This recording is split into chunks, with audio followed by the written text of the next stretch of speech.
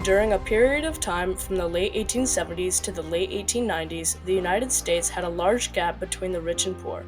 It was a time of great political corruption and wealth inequality. It was characterized by its rapid economic growth and rush of immigrants. This time was known as the Gilded Age. The Gilded Age occurred between the Reconstruction era and the Progressive era, and was best known for its advancement in the industry. They started creating factories, railroads, and coal mines. There were a bunch of stimulating technological and scientific inventions that shaped the world into what it is today. All of this has had a lasting impact on American life.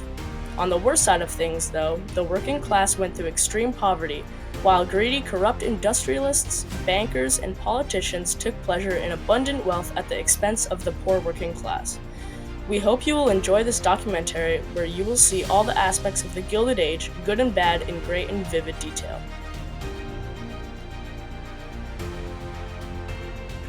The gap between the rich and the poor seemed like it had never been so wide. The rich took up a small percentage of the population, and they lived lavishly, while the rest commonly lived in slums. The working conditions were horrid and would leave people in today's world reeling in disgust.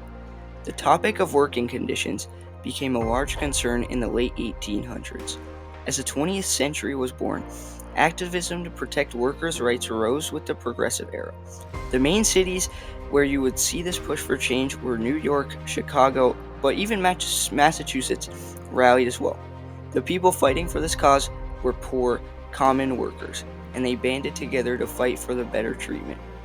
People like Upton Sinclair, Mother Jones, Samuel Gompers, and Jacob Riis were important figures who pushed for change, either as authors, photographers, leaders of organizations, or just people with a voice that carried far enough for people to hear and listen.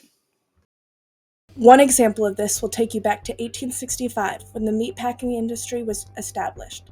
The environment was horrible, loss of life was not uncommon, and these factories could also originate injuries that lasted a lifetime, leaving men crippled. Even children worked in these factories, helping alongside grown men. Many of these workers in these factories were Polish immigrants. Injury could be found along the whole process of packaging meat. The smallest body part the working class would lose in the machines were fingers. These machines slaughtered animals, so you can see why they were so dangerous. Sometimes entire hands or parts of arms were lost too. Another hazardous process, pickling, wore down on human skin from acidity. The skin would end up dry, so the knuckles would swell and crack, leaving the bone exposed. The meat in these factories was not refrigerated, so it was not out of the reach from rodents and their fecal matter. They carried diseases that would be sold to the customer. Sickness would get into their home and onto their dinner table. Another factor that brought unsanitary meat into the homes of average Americans was the fact that animals would still be processed even if they carried a disease. Overall, poor working conditions didn't only affect the worker, but they affected the customer as well. The Great Chicago Fire of 1871 undoubtedly contributed to the average poor American's misfortunes. It all began in the particularly hot and dry summer of 1871. At that point, the whole city was basically made out of wood, and even the sidewalks that connected most of the buildings had been left to dry in the summer heat. At this point in time, tensions were already high and people lived in crowded tenements or slums. To make things worse, on October 8th, 1871, a fire started in a barn. It had been a very windy day, so the fire was carried by the wind, easily igniting all of the dry wood. From a barn to a city, 24 hours of chaos and mass destruction transpired. The building where the fire station stored water burnt down, so help was required from neighboring cities. The fire kept burning through the business district and the homes of nearly 90,000 people, which left a third of the population homeless. Businesses owned by families were burnt down, leaving them searching for work along the river where the meat packaging factories and agricultural district were unharmed by the fire.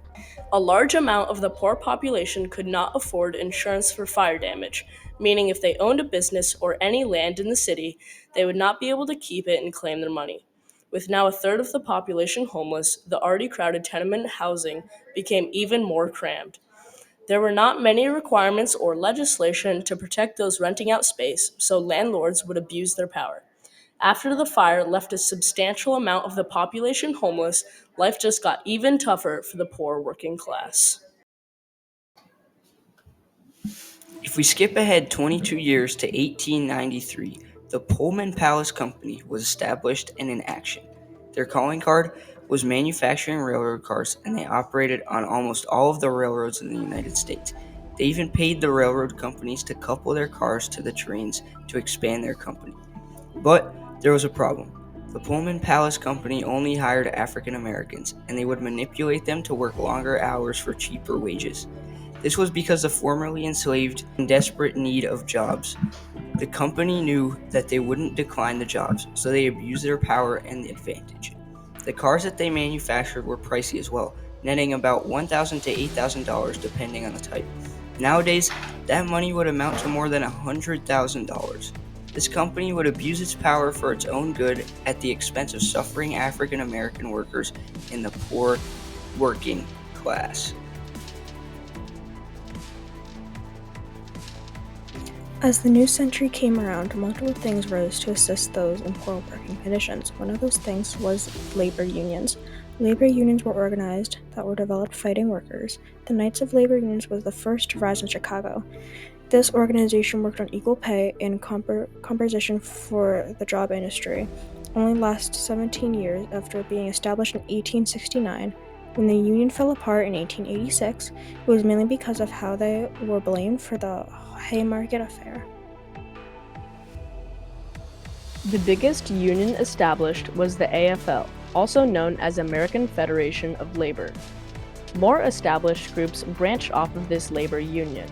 The CIO, Congress of Industrial Organizations, split from the AFL because they refused to organize unskilled and semi-skilled factory workers. The Industrial Workers of the World, IWW, also split off from the AFL. They left because they accepted capitalism and refused to include unskilled workers in craft unions. The AFL suffered during the Great Depression, which let the other unions rise. Conditions were so bad at this point, people rose in protest. Strikes and riots broke out. One well-known incident is called the Haymarket Riot. Workers were out protesting for an 8-hour workday when 8 activists, with no evidence found against them, were convicted of a bomb being thrown. 8 people ended up dying. The protests turned violent quickly when an explosion killed 8 police officers, while 60 got injured. The police weren't the only ones who were affected because nearly 40 civilians were injured from the blast and the chaos that followed the event. The convicted men were viewed as martyrs and blamed for the crime because of their ties to the Knights of Labor.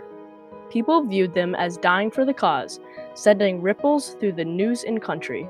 Change was now officially on the way.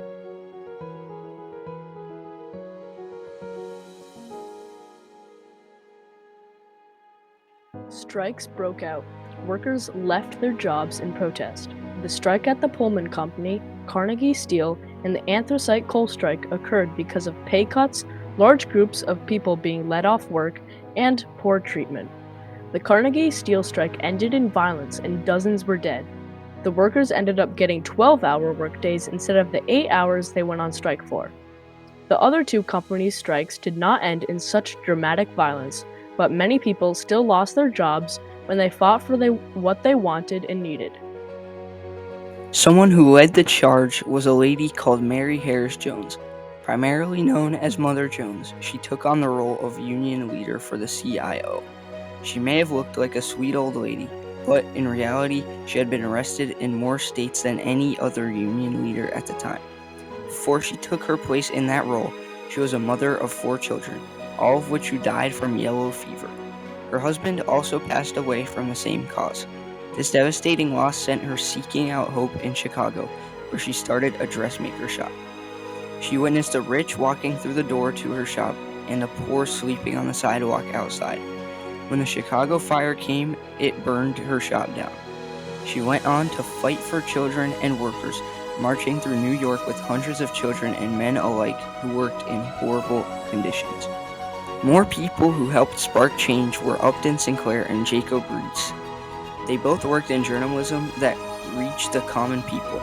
Jacob Riis wrote a book called How the Other Half Lives, which included photographs he took of slums and other poor housing.